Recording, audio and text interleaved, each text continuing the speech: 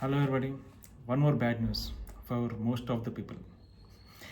అంటే యుఎస్లో సిటిజన్షిప్ తీసుకోవాలి అనుకున్న వాళ్ళందరికీ ఇదొక బ్యాడ్ న్యూస్. ఏంటంటే అమెరికాకు వచ్చిన 600 మంది గర్భిణీలకు వీసా రద్దు చేసిన యుఎస్ఏ.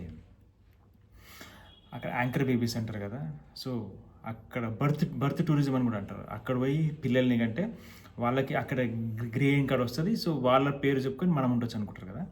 సో అదంతా ఇప్పుడు ఆపేశారు అనమాట. వార్తల్లోకి వెళ్తే బర్త్ టూరిజంపై అమెరికా ఉక్కుపాదం మోపుతోంది.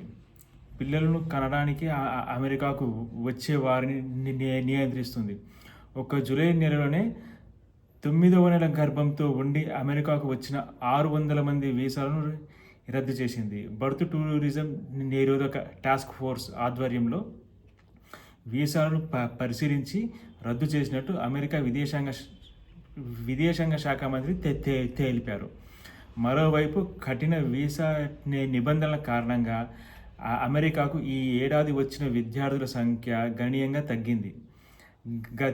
గతేడాదితో పోలిస్తే ఈ ఏడాది ఫాల్ సీజన్లో 1.12 లక్షల మంది విద్యార్థులు తగ్గారు. ఇక అయిపోయింది. Most of the people should leave their dream for America. Let's see what happens. Thank you.